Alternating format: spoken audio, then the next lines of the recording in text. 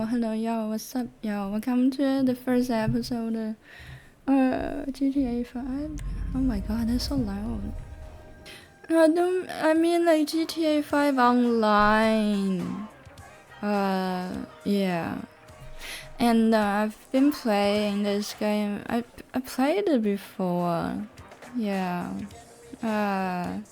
What? I'm doing voiceover after I've already recorded the video game. Yeah, because when I'm if I play and talk, it'll do my head in.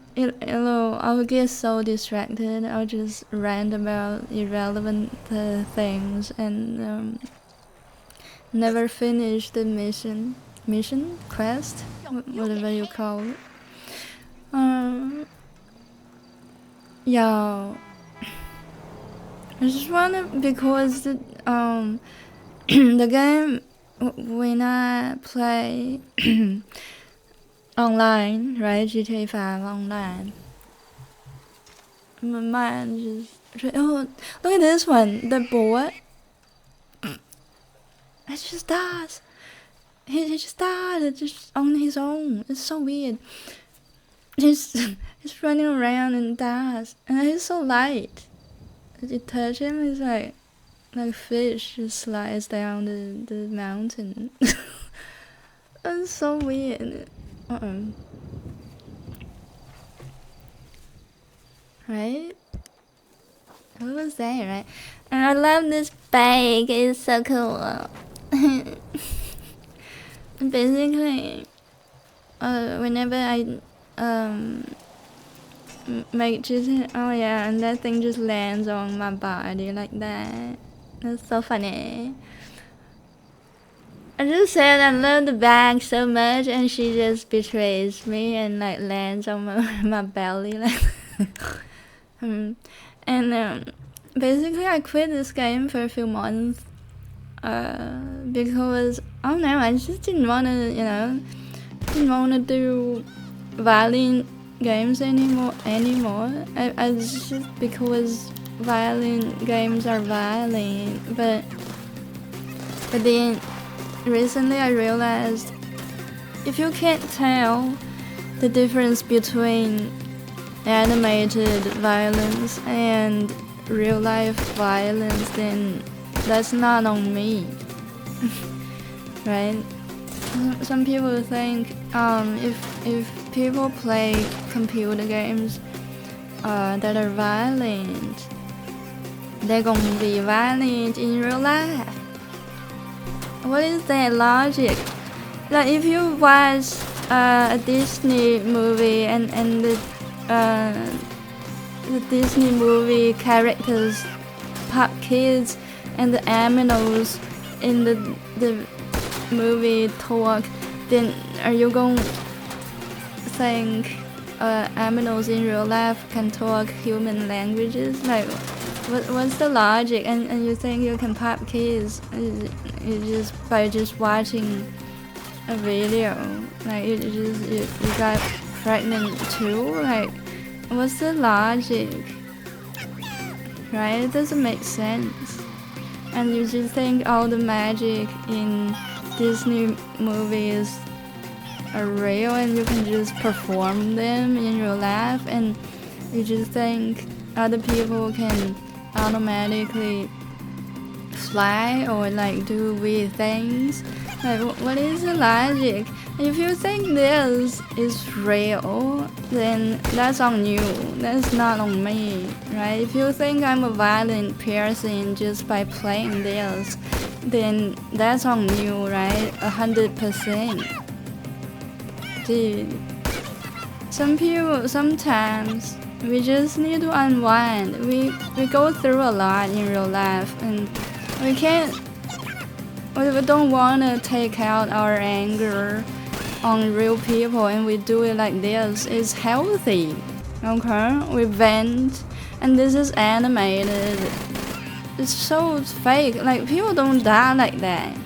You just shoot him and they just like bang like that. That's crazy. Like if you think this is real violence, or if this is 2%, 20% resemblance to real violence in real life, then you're crazy. It's not me, right?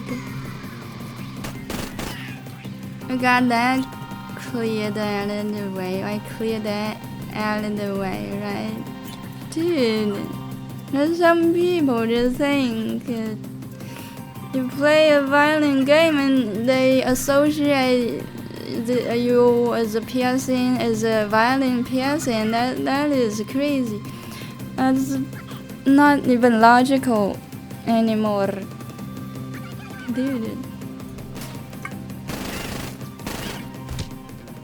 Right, in Japan, like people like are trained to be very polite at work, which in Western countries, unfortunately, you're not trained to be extremely polite. And but so in Japan, the employees they take a lot of disrespect on a daily basis. And they literally have venting channels. I'm not saying YouTube channels. I'm saying ways to channel your anger out healthily, in a controlled way. So they have anger venting workshops, or like, I don't know what they call it exactly, but like, where you can pay that place money, and then you can use their props in a controlled way and just smash things. And I heard, right, I don't know if that's a real thing anymore or at all at any time during any point of time in history, but they said you can even pay people money to slap the shit out of them, or like beat the shit out of them. Like, I don't know if that's a real thing. Did somebody just run something over? So if you think I drive like this in real life, you're crazy. You're crazy. You think I drive like this and get away with this? What the F word? Right? And if you think I run aminos over in real life for fun, you're crazy. That will break my heart if I see an animal in real life gets run over and dies and bleeds and shit. It breaks my heart. But in the game environment, like, 3D game is a game, right? And you do that, it's funny. It's funny. And people think, oh, this person just laughed at killing aminos in a video game, in a violent video game, and this person is psychopath. If you think of me that way, it says a lot about you. It doesn't say anything about me, right? You just project your insecurities and judgmentalism on an innocent squirrel that just, plays games for fun and just vent, about life. What's wrong with you? Nothing wrong with me. I don't see anything wrong with people that play computer games that are a little bit violent. And everyone has their threshold of how much violence they're willing to take, or their minds, or their brain, or their emotional depth is ready. Emotional readiness is willing to, take before they break. And I have that too. If anything gets worse than this, or like a horror game, it's too much for me. And I'm not saying I'm weak or anything, or people that do play horror games or freaks, it's nothing to do with anything, it's just people's preferences and how they grow up as well. If you grow up watching a lot of horror movies with your parents, I mean, and then you can take a lot of shit before you feel like, oh, that's too much, that's, yeah.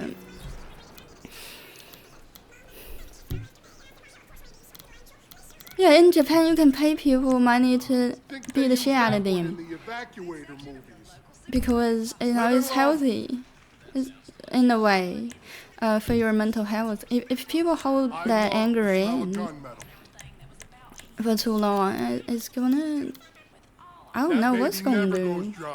What is it gonna do if you never let you down. If you just up close and personal weapon. hold everything in? Probably get cancer, I heard. Take it in. It's really hard to mess with this. Cancer is like unresolved emotional trauma or like issues that you hold in for too long. No serial numbers on that one.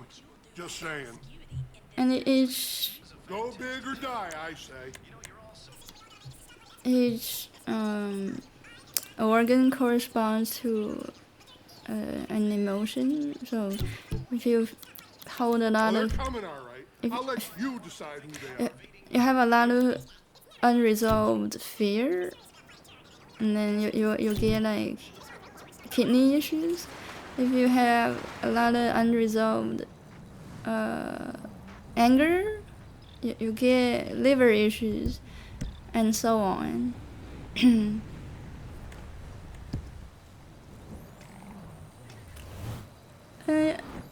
Yeah, I mean,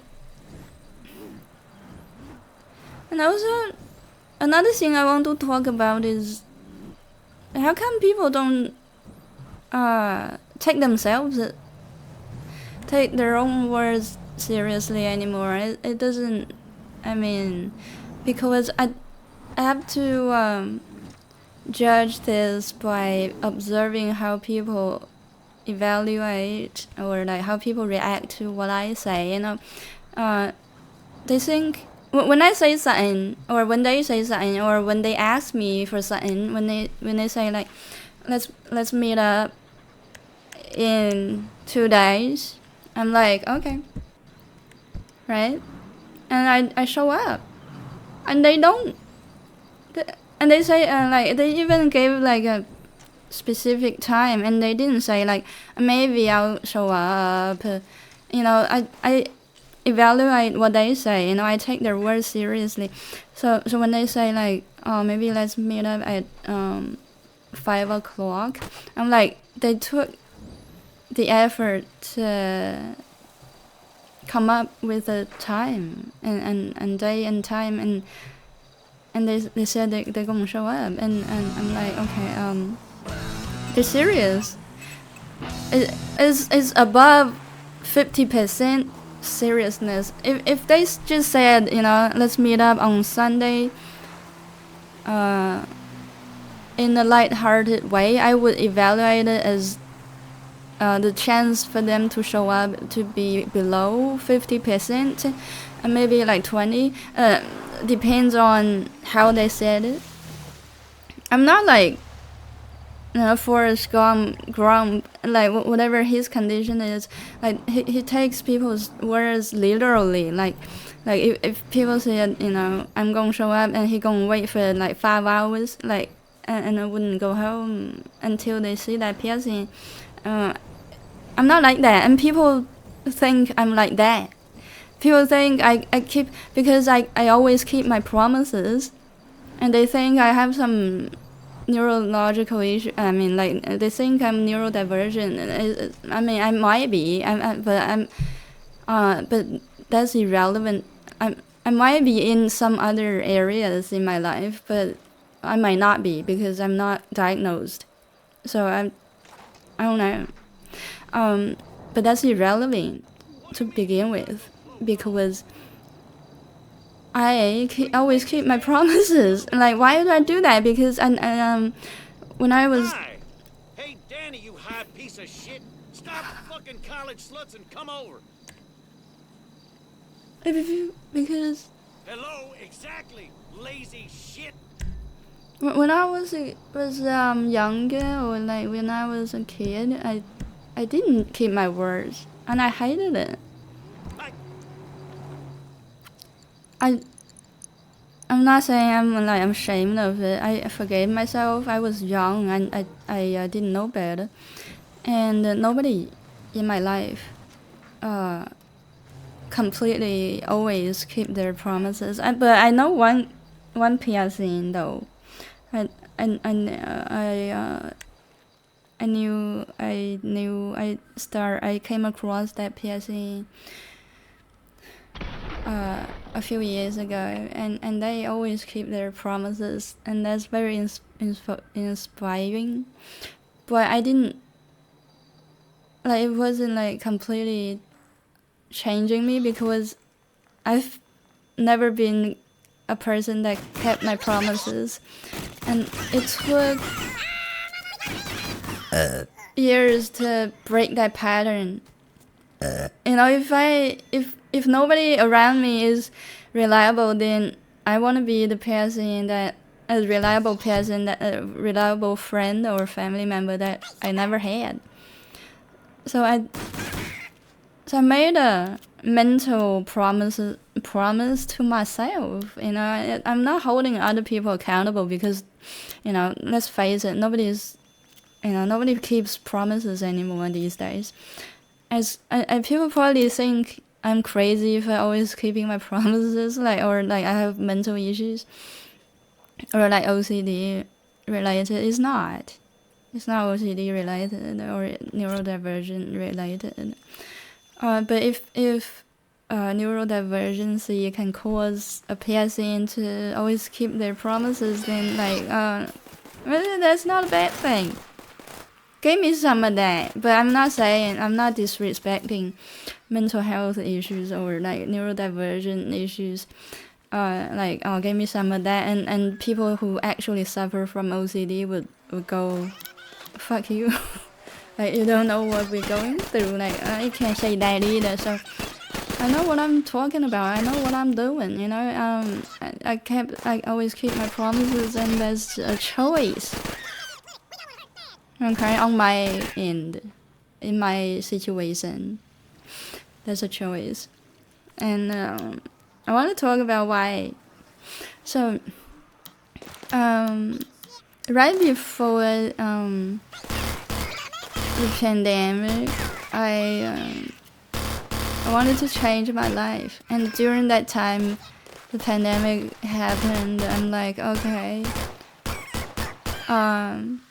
Instead of seeing it as like a pause of my opportunities, I would see it as an opportunity to find myself. You know, I paused.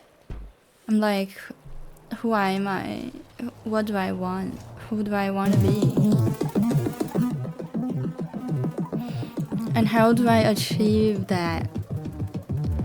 So I had to go on YouTube and watch self-help, self-development videos, and I read books as well, and I came across this guy that's kind of controversial,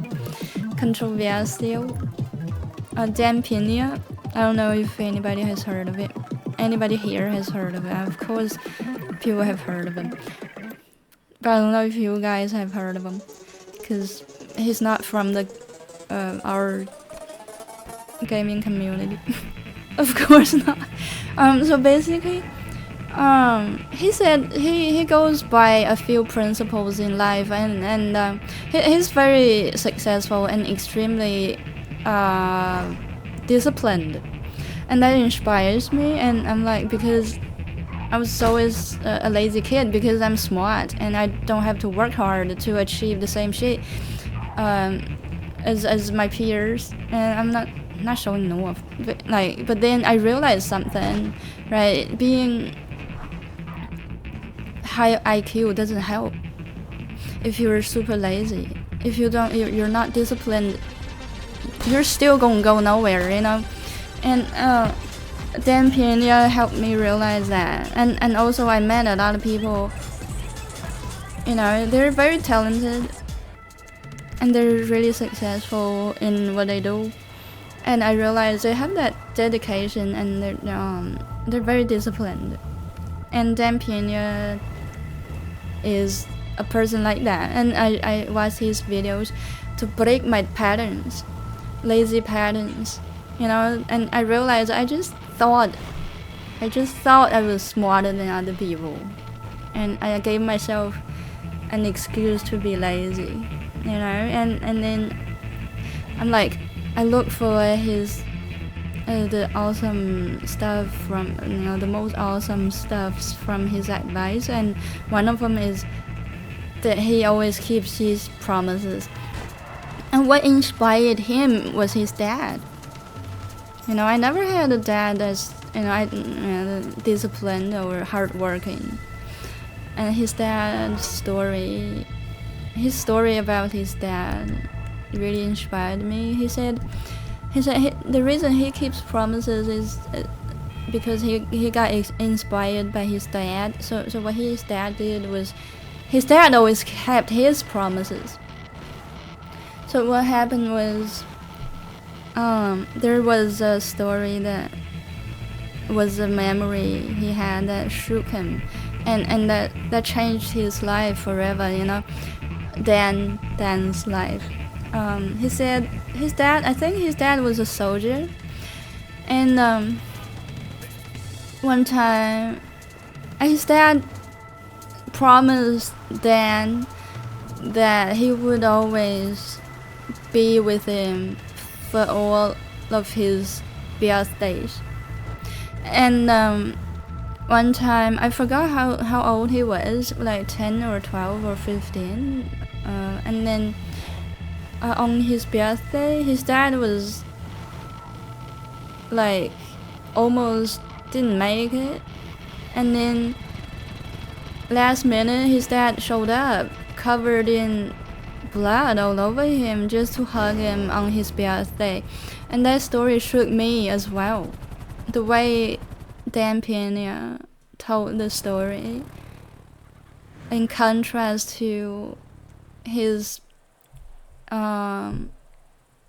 you know, very strong and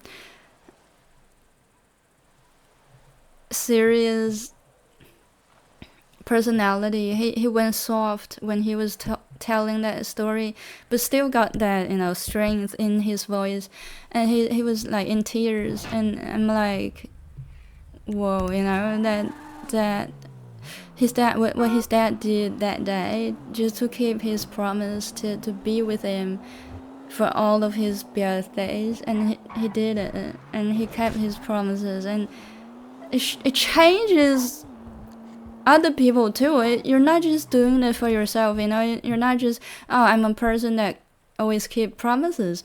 You change the person that's receiving your promise, you know, on the other end.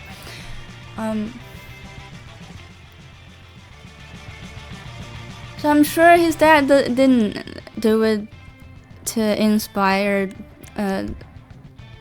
Dan on purpose, like, oh, I'm gonna plant a seed in his heart just so to inspire him to be just like me. No, I don't think people, you know, who do nice things go through all of that.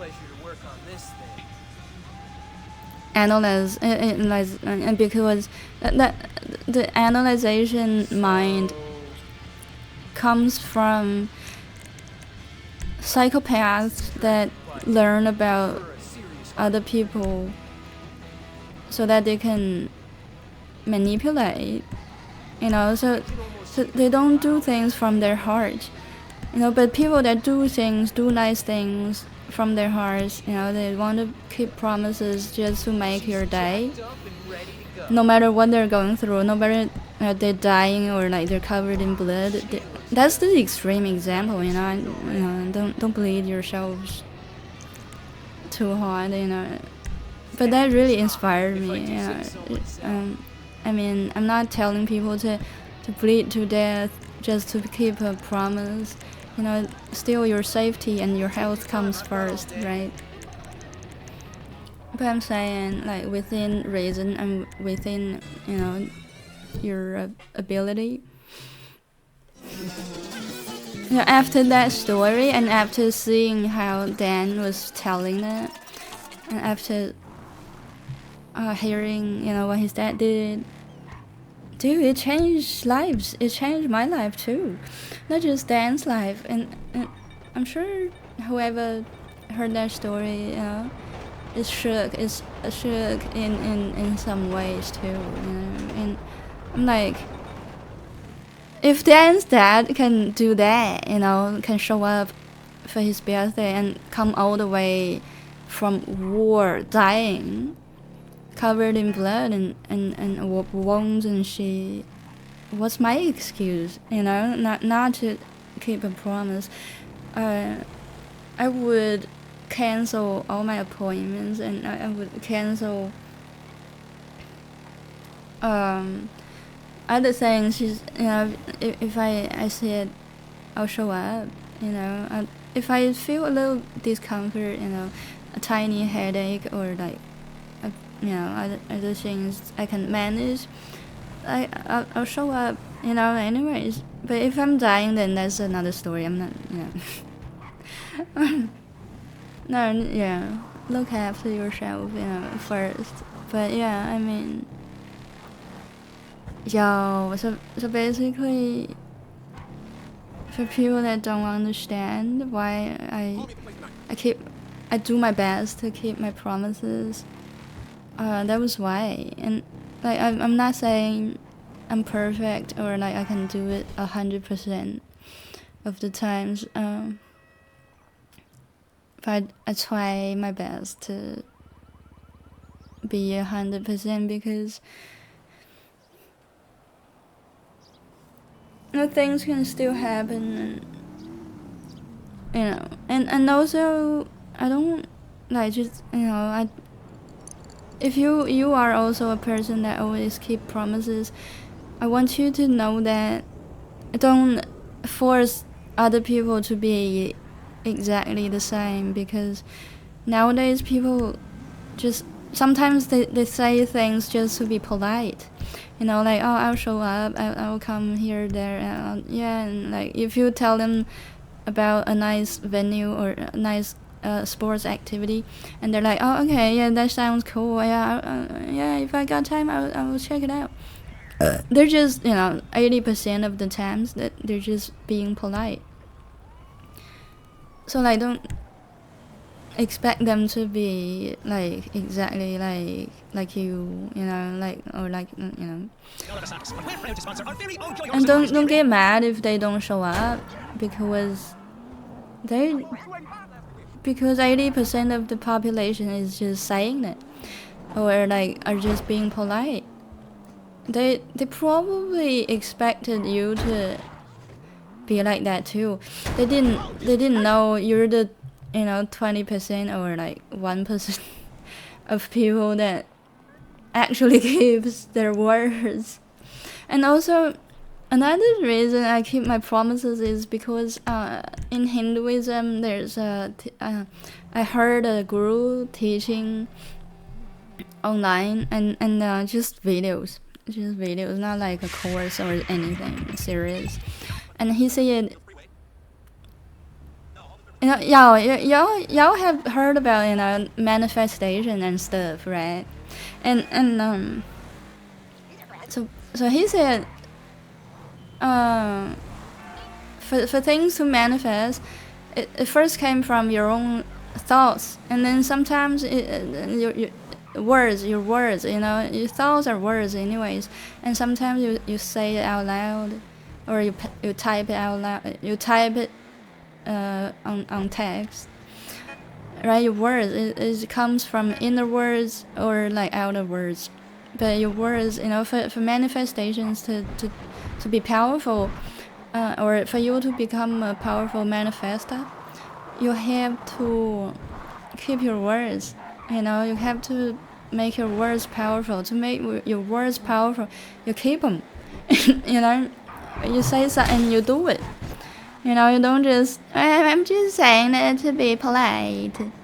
No, you keep your promise. It's a promise. For your words to have effect, or to be powerful, or to instantly manifest, you have to keep your words. Simple as that. And that's how you speed up the manifestation process, or like you make it effortless, and your words, the universe is like, if you don't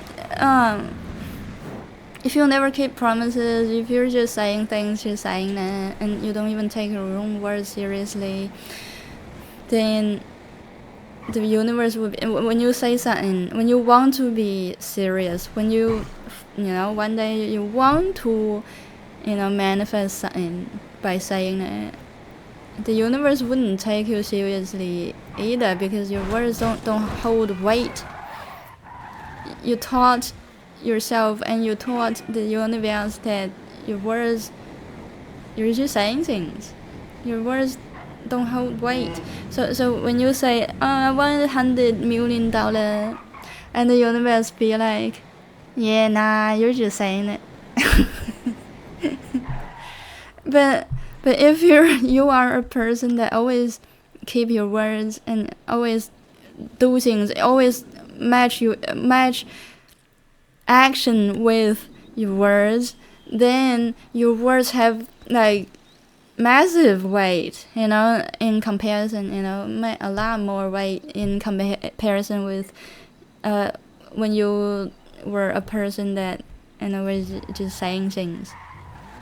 So when you say, I want a new car by tonight, and the universe, the gears would start rolling, because you always roll your gears. You always match your words with actions. So if you say things like, I want a new Maserati by this weekend, I is manifesting a Maserati. I have a Maserati by the end of this weekend. I'm driving it right now. I can feel it. It's already mine. I just don't physically see it yet, but the car is already mine. And then the universe will be like, oh yeah, this person always keep their words. They're not just saying that. Their words have weight. Let's go. Let's do it. Let's make it happen. So yeah, for manifestation to happen, you have to match your emotions and your words and your actions. You have to let them be in alignment. So if you never have the habit to keep your words or match your words with actions, then it will be harder for these three, to be in alignment. Yeah, that's what's up. So if people invite me to things I don't want to go, or if I know I won't go, I tell them that, and that's a thing in society, we don't know how to say no anymore. That's why we're just saying things, we're just people pleasing. That's why our words hold no weight anymore. That's why people don't keep their promises anymore.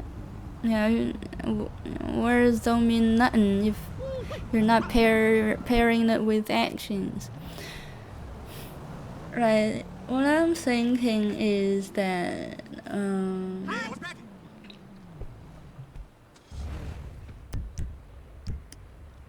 y'all need to learn to say no, because because otherwise you're breaking promises, and how are you going to be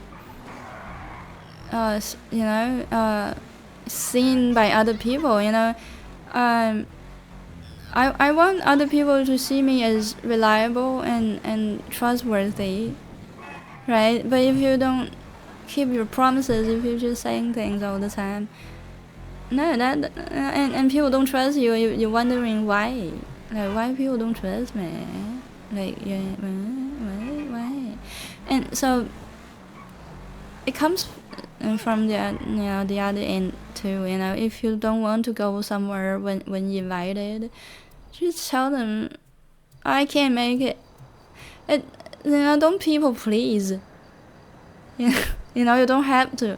And if they're a good friend, they would understand. It's much better than disappointing them right on the dot. That day is coming up and they're like double checking, like are you coming, like it's happening in 5 minutes, and you're like I got stuff going on, and then all those excuses and stuff, and that hurts more. That pisses the other person off more. I tell you that.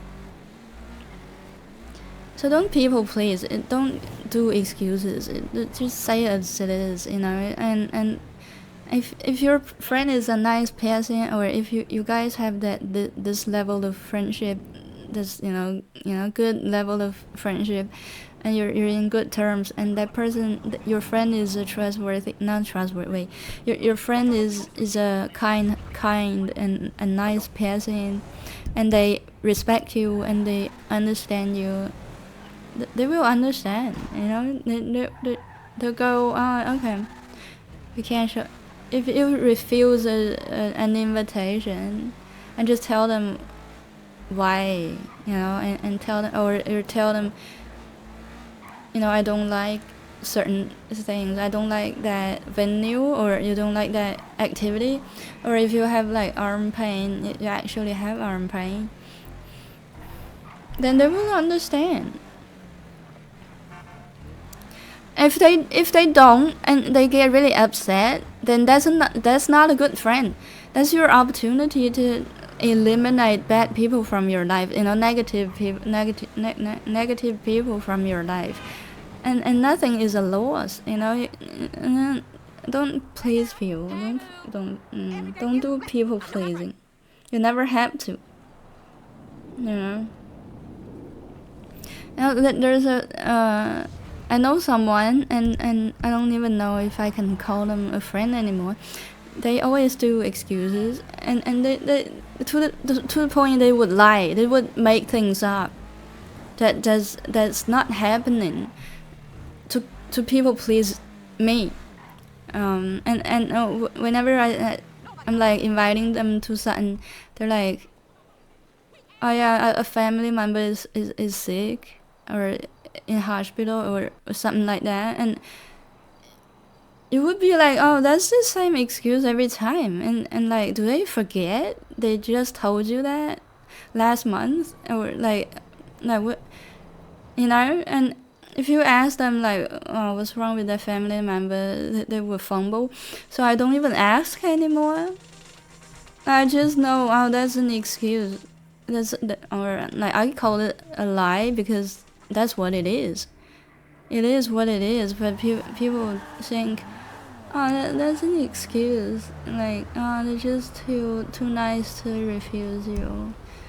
No, it's not nice. Lying is draining the soul, and it's so bad for your own mental health too. If you lie a lot, you can't keep up, and it'll ruin your own reputation over time, because if you lie about something that's like so obvious, but like it's not obvious to yourself, but you forgot how you said it last time, and you're not like consistent, and the person you lied to can tell you're lying, then you ruin your own reputation, and you're wondering why people are pissed at you, and like people don't trust you anymore. Like, that's crazy, right?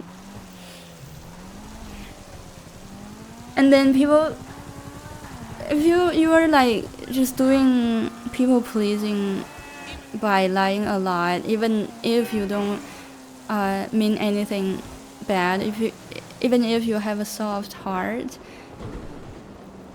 that'll freak somebody out. People be like, oh, this person is a pathological liar and probably a fraud, you know. It's freaking me out, you know. Like for such a benign invitation, you would go such extent to come up with 10 excuses. That freaks me out. Like why is this person like that, you know? Like and like can I like ever trust them anymore? Like what are they saying that are true, and what are they saying that's a lie? And I'm like, I don't know what's real, what's not real anymore. I don't know if I want to be this person's friend anymore. It's freaking me out.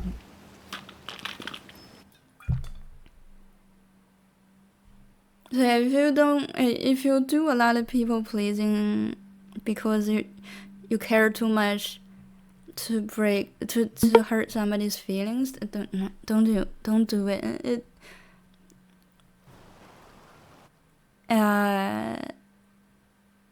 Just say no. That's better. It's short pain is better than long pain, and making that person spiral and like wonder like about your character. It's way better than, you know, ruining your own reputation. And I tell you something, if you lie, right, it always get busted over time. It always, you know, people just don't feel, and people's intuition can always pick it up. Unless you're a psychopath, you know, you're really good at it and you practice it. And I know a person like that. But if you care about people, and if you don't want to hurt them feelings, don't lie. That's the only way to not hurt their feelings.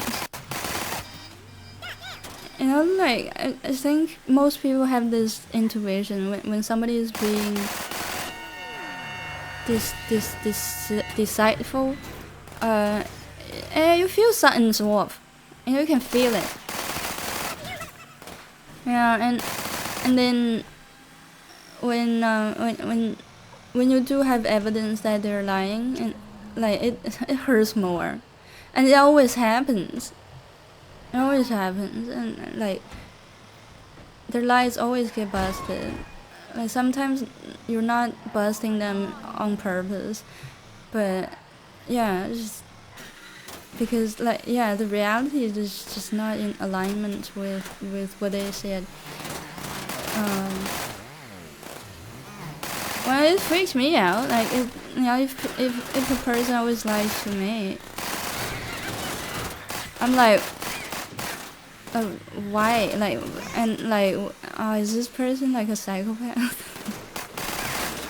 Like, why are they so deceitful?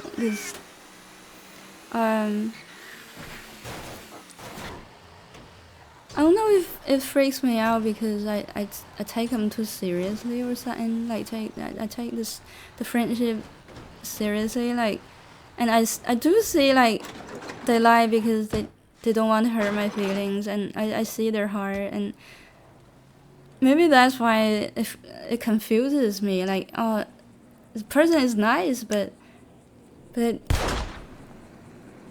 actions aren't in alignment with their character, and that's concerning, and it confuses me.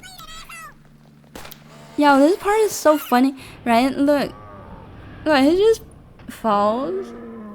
Like I didn't even do anything. He just falls on his own.